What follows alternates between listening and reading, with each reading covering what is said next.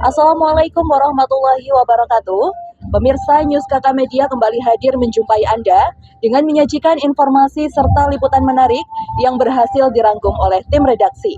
Bersama saya Sinta Nadia, beserta tim yang bertugas, inilah News Kakak Media selengkapnya.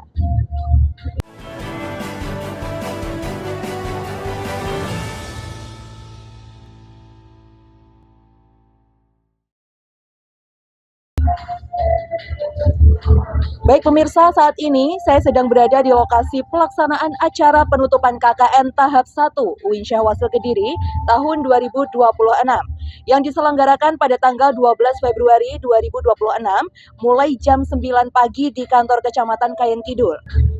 Acara ini dipandu langsung oleh Ketua Lembaga Penelitian dan Pengabdian kepada Masyarakat atau LPPM UIN Syahwasil Kediri dan didatangi oleh seluruh dosen pembimbing lapangan atau DPL, kemudian kepala posko dari masing-masing posko KKN, dan Bapak Camat Kecamatan Kayen Kidul.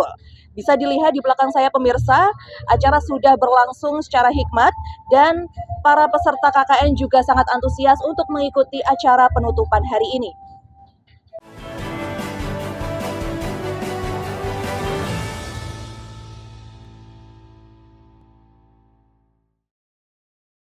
Tahun ini kita melaksanakan KKN itu di tahun 2026 ini adalah tahun pertama ya.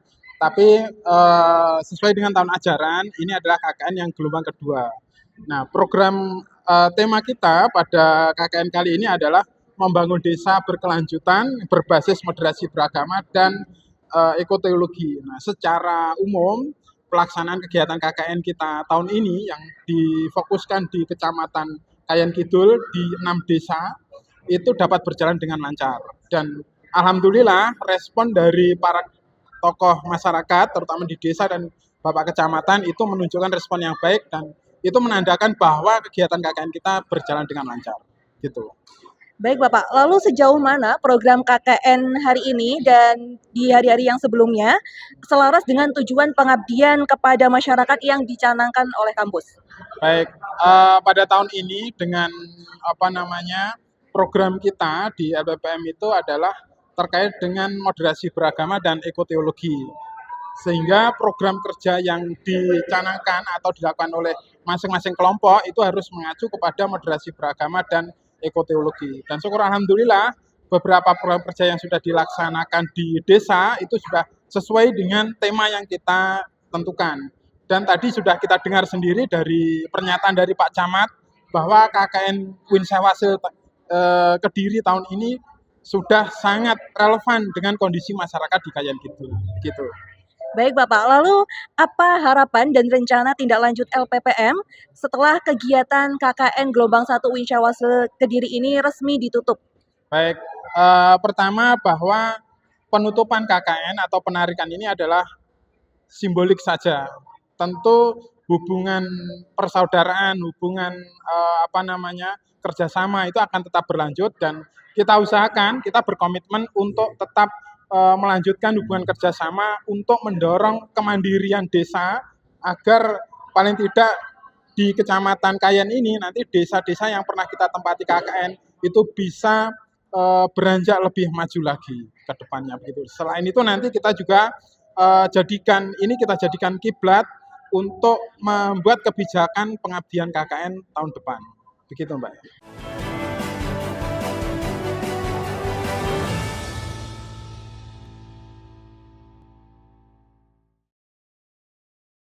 Jadi terkait program kerja KKN Universitas Syahwasil pada tahun ini, pada semester ini, tentunya saya apresiasi setinggi-tingginya karena sangat bermanfaat bagi masyarakat Kecamatan Kayen Kidul khususnya karena program-programnya ini sangat menyentuh masyarakat. Contohnya saja pada saat sosialisasi pencegahan bullying, kemudian penanaman pohon. Nah, ini sangat bermanfaat sekali, baik siswa SD, SMP, MI ini sudah diberikan sosialisasi terkait bullying. Kemudian penanaman pohon juga sangat kita apresiasi karena ini merupakan hal yang baik untuk apalagi yang ditanami tanaman produktif, tentunya nanti akan menghasilkan dan bermanfaat bagi masyarakat Kecamatan Kidul. Baik Bapak, tadi sudah program kerja sudah disebutkan dan menurut Bapak program mana yang dirasa paling bermanfaat dan paling berdampak menurut Bapak? Jadi program KKN pada tahap ini, pada semester ini yang paling berdampak dan bermanfaat langsung kepada masyarakat yaitu terkait sosialisasi pencegahan bullying. Karena pada akhir-akhir ini anak-anak terutama siswa-siswa baik siswa SD, MI maupun SMP ini sangat marak bullying terhadap teman-temannya. Maka itu dengan kehadiran KKN Universitas Wasil ini kita sambut dengan baik dan kita apresiasi yang telah melaksanakan sosialisasi bullying tersebut.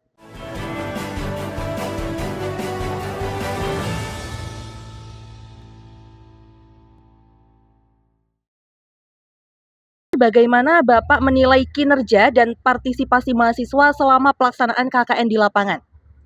Alhamdulillah teman-teman mahasiswa sangat antusias ya.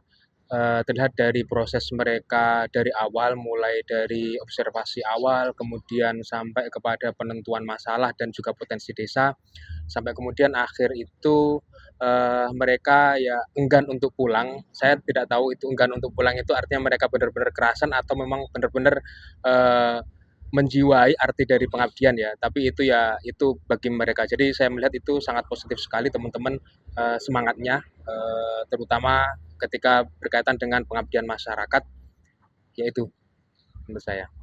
Baik Bapak, lalu apa perkembangan yang paling terlihat dari mahasiswa selama proses pendampingan ini?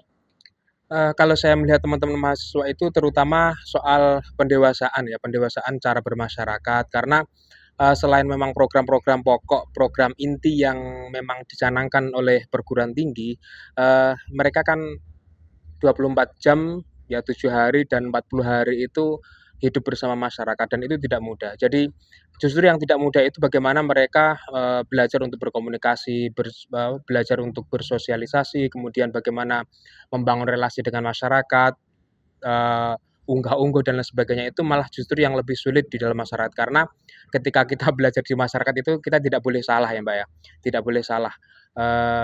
Karena memang selalu ada mata yang mengawasi dan memang harus dituntut untuk belajar dan itu yang paling penting dan paling, apa ya, yang saya lihat itu yang paling terasa bahwa teman-teman itu sudah mulai belajar bagaimana, untuk bisa berguna dan bermanfaat atau setidaknya, memberi kontribusi langsung kepada masyarakat, itu. Baik Bapak, terkait kegiatan KKN yang sudah berlangsung lama, menurut Bapak apakah ada hal-hal yang perlu ditingkatkan atau sebagai evaluasi untuk mahasiswa KKN di gelombang 1 ini? Oke, kalau untuk program-program saya kira, eee, untuk perkembangan selanjutnya itu, mungkin akan lebih baik jika teman-teman, KKN yang selanjutnya itu bisa merujuk dari hasil KKN yang hari ini. Ya, artinya apa? Artinya, dalam jangka waktu 40 hari itu kan tidak selalu, program kerja itu berhasil 100%. Artinya pasti ada kendala di dalam proses pengabdian masyarakat.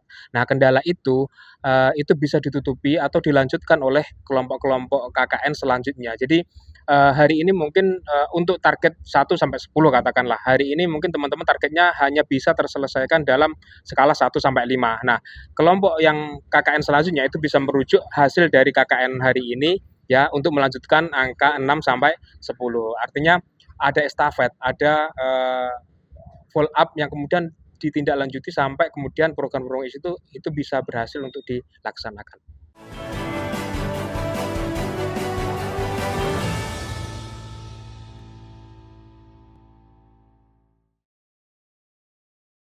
Selama pelaksanaan KKN berlangsung, program apa yang menurut Kakak itu paling berdampak bagi masyarakat? Oke, tentunya program yang paling berdampak pada masyarakat adalah tentang ekoteologi atau penanaman pohon. Sebenarnya semua program yang kita laksanakan selama KKN ini memberi dampak yang paling baik buat seluruh masyarakat. Namun yang paling berkesan dan paling ikonik adalah terkait dengan penanaman pohon yang di mana mahasiswa itu diwajibkan menanam 3 pohon untuk setiap mahasiswa. Mungkin itu. Baik, yang sudah disebutkan tadi terkait dengan program kerjanya, lalu apa tantangan terbesar bagi Anda dan tim yang sudah dihadapi selama menjalani program KKN ini dan bagaimana cara mengatasinya? Oke. Jadi tantangannya yang paling utama adalah ketika kita yang sebelumnya adalah orang yang introvert atau sebelumnya kita itu nggak terlalu bersosialisasi dengan masyarakat. Nah, ketika KKN ini kita dituntut untuk sangat bersosial terhadap masyarakat. Nah, itu merupakan tantangan bagi kami dan tim kami untuk bagaimana bergaul, bagaimana kita itu bisa berbaur dengan masyarakat. Yang pada umumnya masyarakat itu memiliki kecenderungan yang berbeda-beda. Nah, cara kami dalam menyikapinya adalah kami ikut aja, ikut mengalir, ikut dalam jamaah-jamaah atau ritual-ritual yang harian. Selain sholat jamaah adalah kegiatan-kegiatan pelayanan atau apapun yang sifatnya itu harian gitu. Baik, Kak, setelah mengikuti KKN ini, pengalaman atau pembelajaran apa yang bisa diambil atau yang paling berkesan yang akan Kakak bawa ke jenjang berikutnya? Oke, pengalaman kami terkait pelaksanaan KKN pada tahap ini adalah kami bisa membangun suatu hubungan dengan masyarakat yang baik. Intinya ketika kita bisa menjaga hubungan atau melatih cara kita bersosial, nah itu yang paling bermanfaat buat kita ke depannya. Karena apa? Setelah kita berkuliah, kita pasti lebih banyak bertemu dengan masyarakat daripada lingkungan-lingkungan yang kita kenal saja. Dan orang-orang baru tentu pasti lebih banyak kita temui daripada orang yang kita kenal. Mungkin itu saja.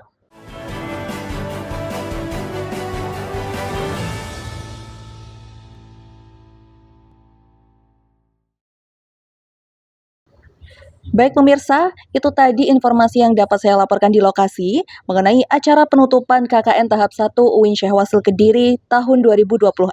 Dan informasi tadi sekaligus mengakhiri perjumpaan kita kali ini. Atas nama rekan yang bertugas, saya Sinta Nadia mengucapkan terima kasih atas kebersamaan Anda. Selamat beraktivitas dan sampai jumpa. Wassalamualaikum warahmatullahi wabarakatuh.